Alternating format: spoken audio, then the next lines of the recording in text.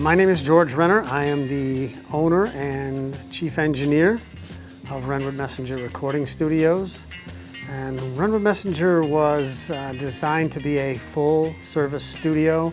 We have a larger live room that makes it very easy to record large ensembles. It's an audio recording facility. Anything that you might need in audio, we do. Renwood Messenger first came about in 1996. Actually, we bought the building in June of '96, my partner and I, and we gutted the building, and took us 11 and a half months to get the first room up and operational. Basically, I guess you'd say that we started it because my partner had a studio in his house and I had a studio in my house, and both of us wanted to go to that next level, so we joined forces, put our equipment together, pooled our money, and bought the building and started renovating. My musical experiences go all the way back to 5th grade when I started high school or 5th grade band, continued through junior high and high school.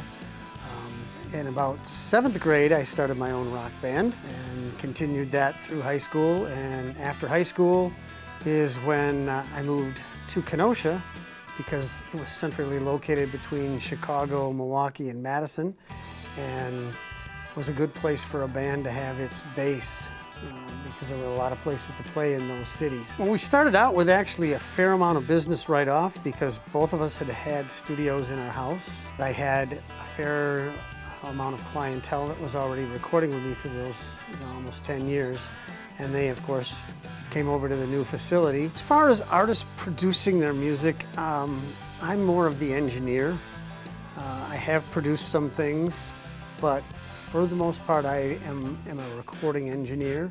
We primarily have done historically a lot of rock bands, but a lot of blues, a lot of jazz, big band type of things. And we've actually done a lot of community things. The Kenosha Pops Band, we've done several CD projects with them.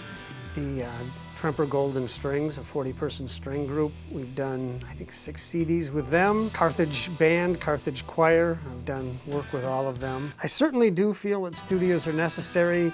I think the technology has made it a whole different process, but to get that real acoustic feeling in a live, large room where a band can play all together at the same time is a lot different than most home studios where they might be working just out of a bedroom and you can only do so much in there. It's a unique thing for every artist because they all have that vision in their head of what their songs should sound like. And a lot of times trying to find out what they mean. They may describe it in one way that doesn't make a lot of sense. I think the biggest reason why this building is so special and why I don't want it to change, we've had people offer to buy the building because their business is next door and they want to expand into it, but that would mean that they would tear out all these walls.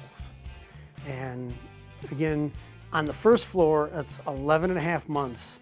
We were working mostly 14-hour days, 7 days a week, to build the place.